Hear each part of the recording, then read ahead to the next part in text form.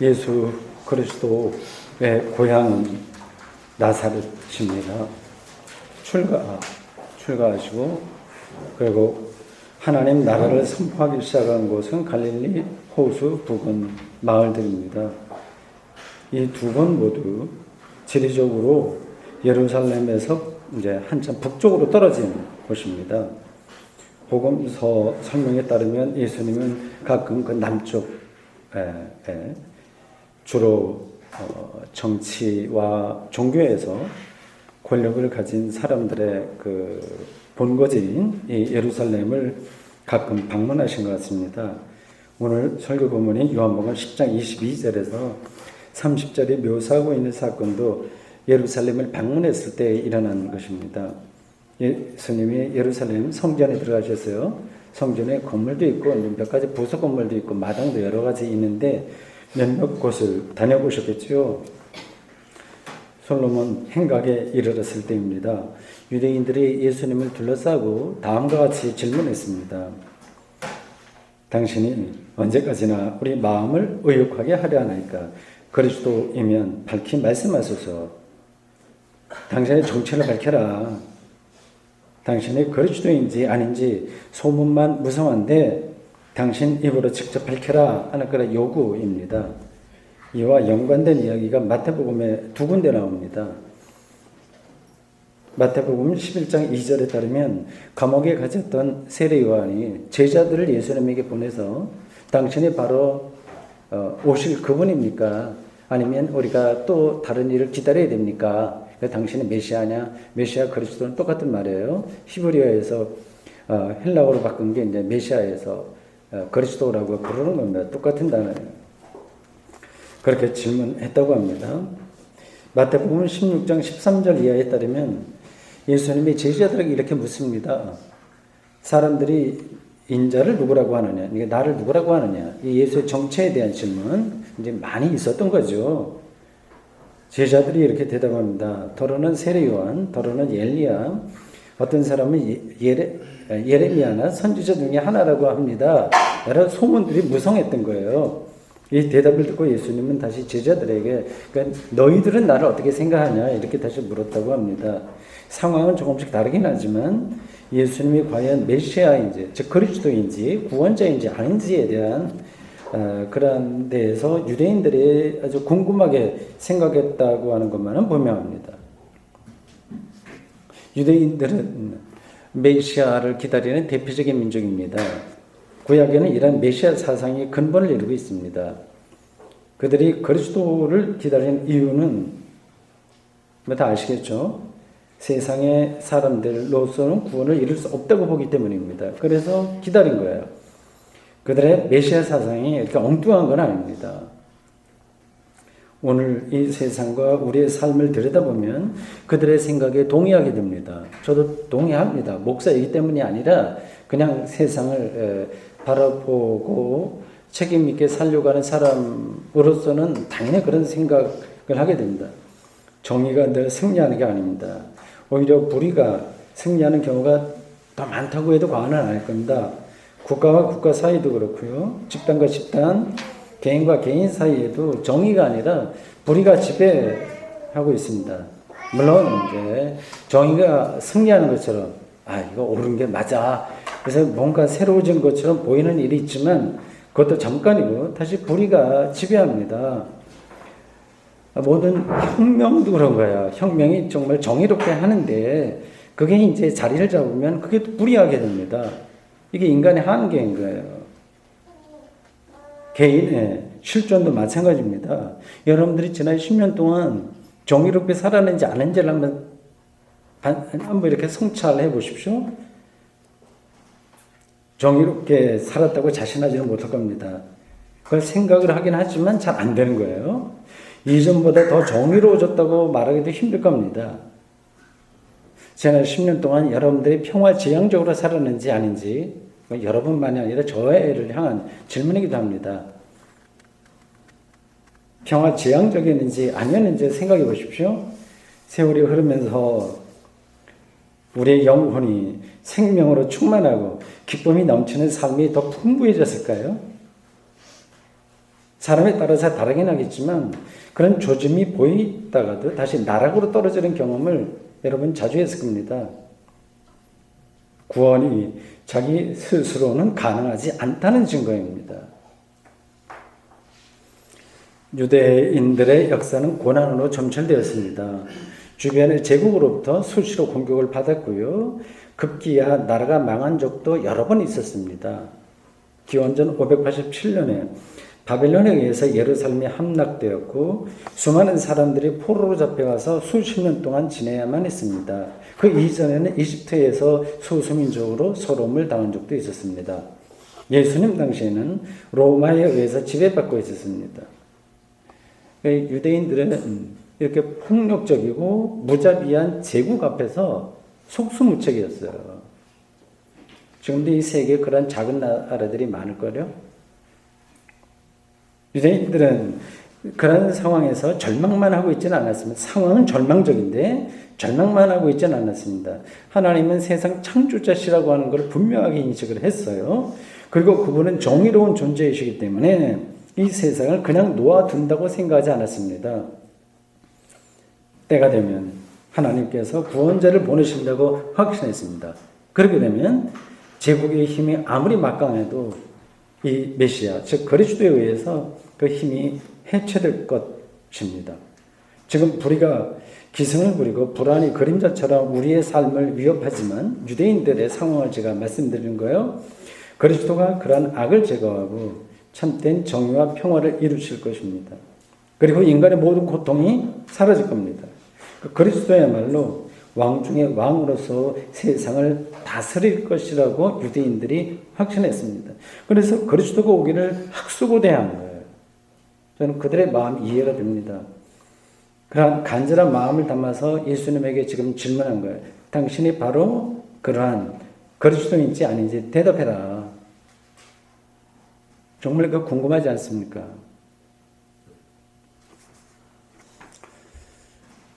유대인들은 오늘도 똑같이 그러한 질문을 기독교인들에게 합니다. 대표적인 유대계 학자인 마틴 부버가 그렇게 말했어요. 당신들, 기독교인들을 향해서 한 말입니다. 당신들이 예수를 그리스도로 메시아로 믿냐? 그럼 증거를 대라 하는 거예요. 예수가 그리스도라고 한다면 예수 이후에 세상이 뭔가 달라졌어야 되는데 아무것도 달라진 거 없지 않냐. 의로운 자들이 여전히 고난을 당하고 장애로 태어난 아이들도 계속되고 세월호 참사도 일어나고 우리가 여전히 힘을 발휘하는 이 역사 앞에서 어떻게 예수가 그리스도라고 말할 수 있느냐. 예수가 그리스도라는 증거가 뭐냐. 이렇게 도전하는 거예요. 여러분들은 뭐라고 대답하시겠습니까?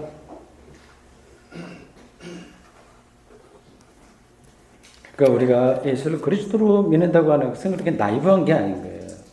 그냥 내가 예수 믿고 구원받아. 그런 종교적 경험에 끝나는 것이 아니라 세계에 대한 철저한 직관 그리고 거기에 대한 책임감에서 나온 이야기들입니다. 예수님의 대답은 25절에서 30절 사이에 나와요. 이 대답을 듣고 유대인들이 돈을 들어서 예수를 치려고 했다고 합니다. 그들이 그렇게 흥분하게 된 이유는 예수가 신성모독죄를 범했다고 판단했기 때문입니다. 그러니까 내가 뭐라고 했습니까? 30절에 나와 아버지는 하나다 이렇게 마지막에 예수님 말씀하시니까 돈을 들어 치려고 했는데 그게 바로 신성모독죄다 이렇게 판단한 거예요. 이런 기조가 예수가 신성모독을 했다고 하는 그런 판단이 예수님의 공생애 동안 계속되다가 결국 예수님이 십자가 처형을 받게 됩니다. 그게 다 연관되어 있는 거예요. 예수님을 향해서 돌을 던지려고 했던 유대인들을 몰상식하거나 폭력적인 사람들이라고 매도하면 안 됩니다. 그러니까 우리가 잘못 생각하는 것은 저 사람들은 원래 나빠 그러니까 그렇게 했지 그런 생각이에요. 그게 아니에요. 이것은 진리의 문제입니다. 진리를 진리로 받아들이지 않는 태도는 다 돌을 준비하는 거예요. 기회만 되면 돌을 던지게 됩니다. 오늘 우리도 역시 예수를 믿으면서도 반복해서 돌을 들었다 다시 내려놓고 내려놓았다 때만 되면 돌을 들곤 합니다. 우리의 마음속에 그렇다고 하는 거예요. 예수님이 유대인들에게 나와 아버지는 하나다 이렇게 대답했기 때문에 그들이 흥분해서 신성 모독으로 알고 돌을 던지려고 했는데 그 이전에 예수님이 어떤 말씀을 통해서 그렇게까지 쭉 나왔는지 그걸 좀 봐야 되겠습니다. 그렇지 유대인들이 흥분하게 만들었던 예수님의 대답의 전체 내용이 뭔가 그걸 좀 봐야 되겠습니다. 이게 유대인들의 질문이 뭔가는 아까 말씀드렸어요. 당신이 그리스도냐 이렇게 질문하는 거예요. 예수님은 자신이 그리스도라고 직접 대답하지는 않으셨습니다. 그리고 사실 내가 그리스도다, 구원자다, 메시아다 이렇게 하는 것은 말로 확인되는 게 아닙니다. 25절에서 이렇게 간접적으로만 대답하셨어요. 내가 너희에게 말하였으되 믿지 아니하는도다. 내가 내 아버지의 이름으로 행하는 일들이 나를 증거하는 것이거늘. 좀 알쏭달쏭하죠? 이 표현들이요. 이미 말했다고 하는데 무슨 말을 했나? 사실은 말씀하진 않으신 건데 했다고 하는 거예요. 이 예수님의 대답은 두 가지로 요약되는 겁니다. 하나는 이미 말했다, 그냥 알렸다고 하는 거고, 다른 하나는 하나님의 일이 그 증거다고 하는 겁니다. 세례 요한의 제자들이 찾아봤을 때도 예수님은 비슷한 답변을 하셨어요. 그건 마태복음 11장 4절과 5절이 이렇게 전합니다. 너희가 가서 듣고 보는 것을 요한에게 알리되 맹인이 보고 못 걷는 사람이 걸으면 나병 환자가 깨끗함을 받으며 못 듣는 자가 들으며 죽은 자가 살아나며 가난한 자에게 복음이 전파된다 하라. 마태복음 이야기나 오늘 우리가 읽은 이 요한복음 이야기나 똑같은 대답이에요. 하나님의 일, 나타난 하나님의 일, 여기 장애인들이 치료받고 가난한 사람들에게 기쁜 소식 들리고 하는 이러한 일들이요. 이런 것들이 바로 증거다 이런 말씀이에요. 이걸 보고 그리스도인지 아닌지를 알 수 있다 그런 대답입니다. 다르게 표현하면 사람이 사람답게 사는 세상이 예수 그리스도를 통해서 일어난 거 그게 증거라고 하는 겁니다. 요즘식으로 말하면 최상의 복지가 실현되는 세상이에요. 그 내용은 그렇죠. 예? 장애인들, 병든 사람들, 가난한 사람들, 이런 사람들 인간답게 사는 세상이니까 이게 복지 문제죠. 그러니까 예수가 그리스도인지 아닌지는 다른 게 아니라 바로 이런 일, 예수에게 일어난 이런 일을 보고 알 수 있다고 하는 겁니다. 그래서 복음서가 예수님이 공생애 동안에 그런 일 많이 한 거 자세하게 설명하잖아요. 그 이유도 바로 거기에 있습니다. 그게 바로 증거다고 하는 겁니다.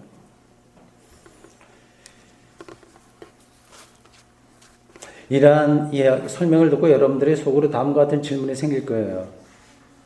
그런 질문이 생기는 분들은 성서를 꼼꼼하게 읽는 분들입니다. 그렇지 않으면 그냥 지나가는 거예요. 예수님이 여기서 거론하고 있는 하나님의 일은 예수님만 한 게 아니라 다른 사람들도 다 한 건데 그렇잖아요. 그것만을 증거로 삼아서 예수님이 그리스도라고 말하기는 어렵지 않냐 하는 그 질문입니다. 옳은 질문이에요. 인간이 인간답게 사는 세상, 즉 최선의 복지사회 건설로 보이는 일들은 예수님만이 아니라 인류 역사에 등장했던 수많은 혁명가들, 교사들, 정치인들이 추구한 것들입니다. 예수님보다 더 열정적으로 세상을 계몽하고 새롭게 하려고 노력했던 사람들이 숱하게 많습니다. 지금도 역사에 대한 생각과 책임감이 있는 사람들은 이러한 일을 소신을 갖고 아주 사명감을 갖고 그렇게 합니다. 근데 그런 것만 갖고 예수가 그리스도라고 하는 증거가 되냐 이런 질문이 나올 수 있는 거예요. 잘 생각하셔야 됩니다. 이 본문에서 중요한 것은 복지사회 건설로 보이는 그러한 일들에 초점이 있는 게 아니라 그러한 일을 행하는 예수에게 초점이 있는 것입니다. 그게 그거 아니냐? 그게 그거가 아닙니다. 그렇게 귀하고 멋진 일들은 증거일 뿐인 거예요.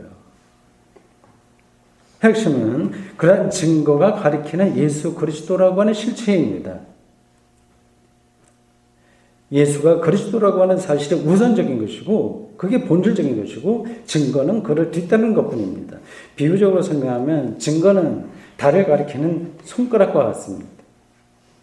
손가락이 없으면 사람들이 달을 볼 수 없으니 그런 증거들을 말해야 되긴 하지만 그럼에도 불구하고 중요한 것은 달이지 손가락이 아닙니다. 겉으로 보이는 증거만으로 실체를 저절로 알 수도 없어요. 그러니까 예수 그리스도라고 하는 실체가 어떤 사람에게는 실체로 보일 수도 있지만 또 어떤 사람들에게는 보이지 않을 수도 있습니다. 이게 이제 신앙의 문제만이 아니라 세상 살이의 아주 기본이기도 합니다. 예를 들어서 자연의 신들을 아무리 봐도 마음에 감동이 없는 사람들이 있어요. 마음이 이제 다른 데 빼앗겨 있는 거죠. 사람이 죽는다는 명백한 사실을 아는데도 천년백년 살 것처럼 생각하고 행동하는 사람들이 적지 않습니다. 부자와 거지 나사로 비유해서 누가복음 16장 19절에서 31절 예수님은 사람들에게 죽었던 사람들이 다시 살아나서 자기 가족에게 말을 해도 진리를 깨닫는 게 아니다고 하셨어요. 뭐 기적? 죽었다 산 사람들 이런 걸로 근본을 깨닫는 게 아니라고 하는 거죠.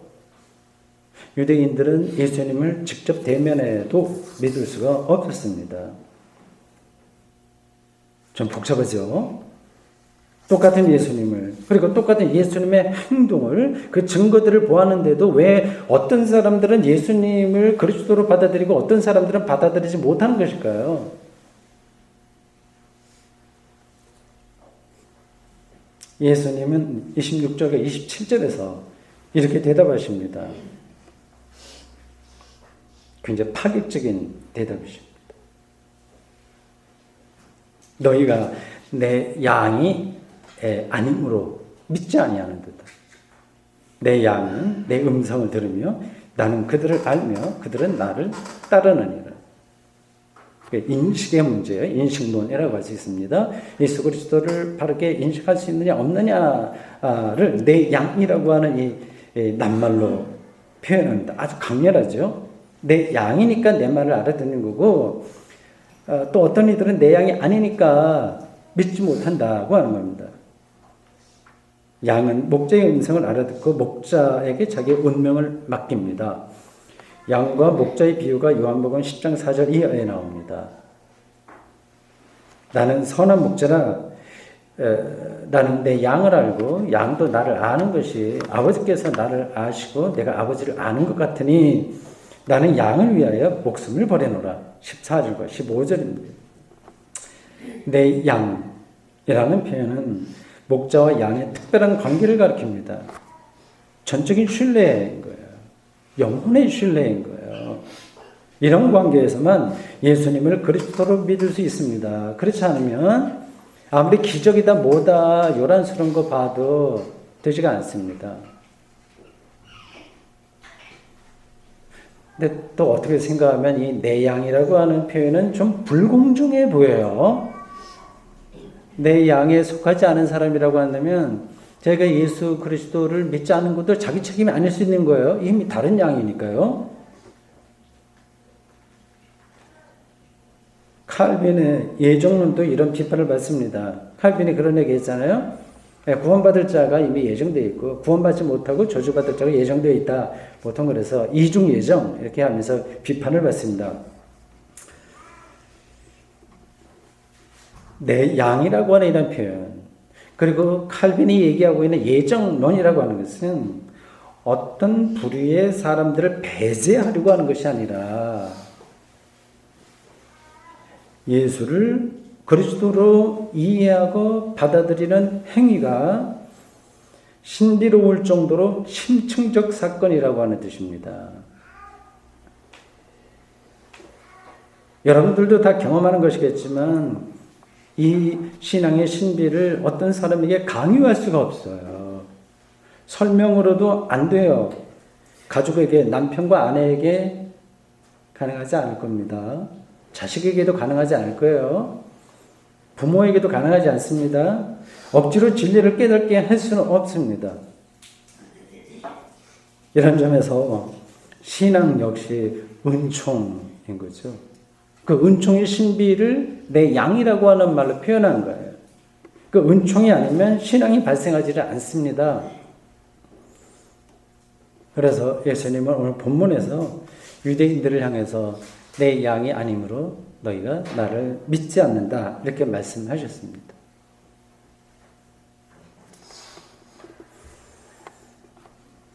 이제 우리들에게 중요한 것은 예수님이 그리스도라는 사실에 대한 증거를 기웃기웃 찾는 게 아니라 예수의 양이 되는 것, 존재론적으로 예수의 양이 되는 것입니다. 그것은 목자와 양의 관계처럼 아주 긴밀한 관계인 거예요. 호흡처럼 경험하는 것입니다. 어떻게 해야지 이게 가능할까요? 그리고 이런 경험이 여러분들에게 언제 어떻게 그리고 지금 어느 상황에 있는지 진짜 궁금합니다. 1차적으로 생각할 수 있는 것은 교회 생활이에요. 교회 생활, 두루두루 여러 가지요. 교회 생활은 기본적으로 예수님과의 긴밀한 관계를 맺는 것에 토대합니다. 1절의 모든 일치가 다 그렇습니다. 예배는 물론이고 친교, 선교, 봉사도 마찬가지입니다. 그런 활동을 통해서 예수님과의 관계가 긴밀해질 수 있고요. 또 그래야만 됩니다. 그러나 과도한 교회 생활이 형식주의로 흘러서 예수님과의 긴밀한 관계를 역으로 파괴할 수도 있습니다. 그러니까 문제는 어떤 하나의 방법으로가 아니라 내가 40일 상기도 다녔다, 성경을 1독했다, 2독했다, 그런 방법으로가 아니라 총체적인 차원에서 해결됩니다. 마치 인생이 뭔가에 대한 깨달음이 그런 질문에 대한 대답이 오늘 한두 가지로 되는 거 아니잖아요. 총체적으로 주어지는 것처럼 예수와의 내 양이라고 하는 관계에도 그렇게 주어집니다.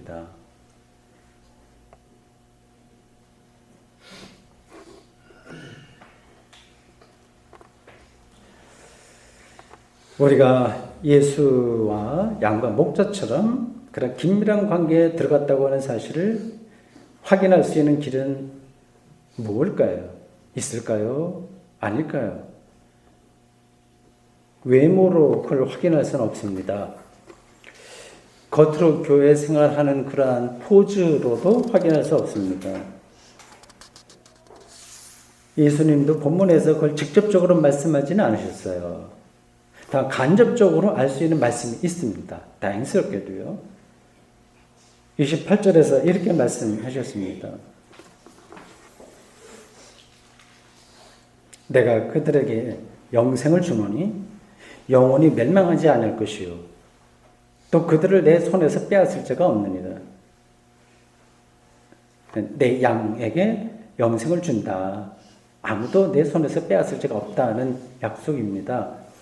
이 말씀에 따르면 내 양인지 아닌지를 알 수 있는 근거는 영생입니다. 영원한 생명, 궁극적인 생명, 종말론적인 생명. 그 영원한 생명은 오직 예수 그리스도를 통해서만 주어지는 겁니다. 왜 그럴까요? 예수님이 하나님과 동일한 정권을 가진 하나님의 아들이기 때문입니다. 이 영생은 소유를 불리거나 권력과 명예를 높이는 것으로 결코 주어지지 않습니다. 이걸 구체적으로 더 설명을 하라고 그러면 제가 1시간 동안도 할 수 있겠습니다. 이게 뭔지를.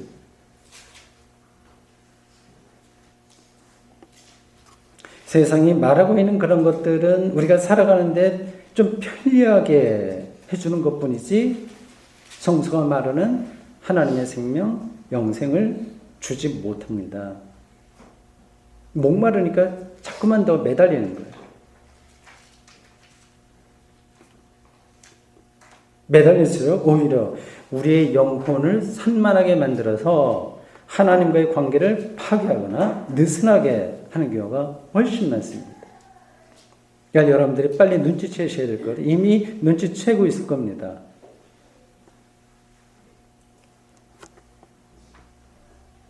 당신이 지금 설교자로서 말하는 그 영생이라고 하는 건 너무 추상적이어서 손에 잡히지 않는다고 속으로 생각할 분들이 있을 거예요.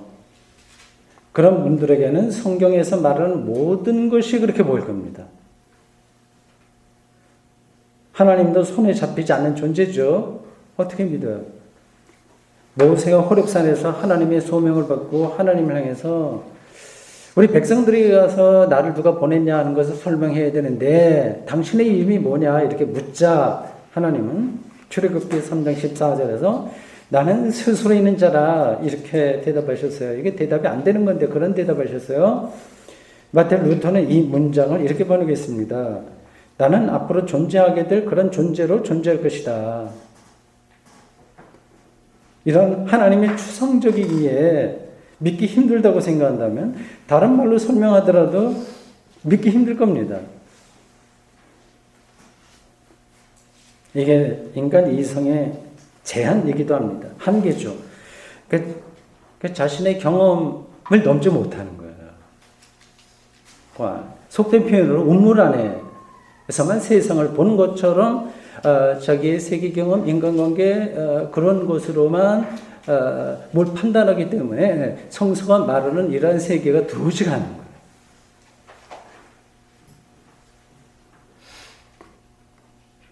그런 사람들은 오늘 본문에 따르면 대단히 종교적인 그 유대인들이었으나 그러나 예수 그리스도의 말씀이 귀에 들어오지 않는 내 양이 아닌 사람들이라고 말할 수밖에 없습니다. 안타깝지만요. 내 양인 사람들은 그 말씀이 이해가 갑니다. 그래서 그 말씀만으로 점점 깊이 들어가고 거기서 삶의 기쁨과 평화를 충만하게 느끼며 삽니다. 내 양과 목자의 관계에 들어간 사람들입니다.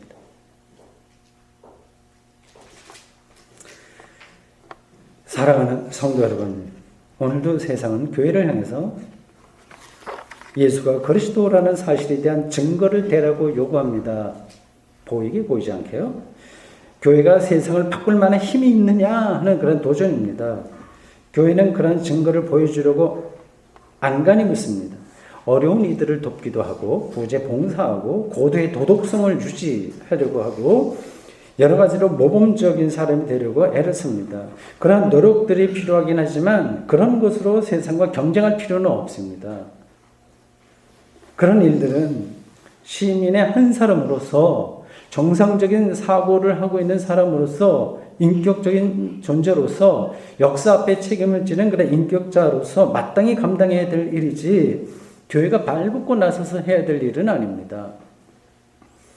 중요한 것은 그런 증거들을 보여주기 위해서 애를 쓰는 게 아니라 과연 내가 예수의 양인지 아닌지에 집중하는 일입니다. 양이 목자의 음성을 듣고 따라가듯이 우리가 예수를 그리스도로 구원자로 생명의 완성자로 경험하고 있느냐에 집중하는 일입니다. 그렇습니다. 예수가 그리스도라고 하는 사실에 대한 증거는 밖에 있는 게 아니라 여러분 안에 있습니다. 목자의 음성을 알아듣고 따라가는 양처럼 예수님을 생명으로 경험하는 것입니다. 그런 사람들에게는 종말의 영혼이 종말의 예수의 재림 때 영원한 생명이 주어질 것이며 이미 지금 여기서 비밀한 방식으로 그 생명이 주어졌습니다. 아멘. 기도하겠습니다. 주님, 오늘 저희들 2000년 전 유대인들의 질문, 네가 그리스도냐, 기만하는 거냐, 뭐냐 이렇게 따져 묻는 유대인들에게 주신 예수님의 답변의 말씀을 들었습니다. 내 양은 내 말을 알아듣고 나는 그들을 위해서 생명을 바치며 영원한 생명을 허락하신다고 하는 정말 우리가 신뢰할 만한 말씀이었습니다. 우리의 영혼을 한 곳으로 집중하여 예수가 우리의 그리스도라는 사실을 주님의 양으로서 잘 알아새기고 순종하며 따르는 사람들 되도록 저희를 붙들어 주십시오. 예수님의 이름으로 기도합니다. 아멘.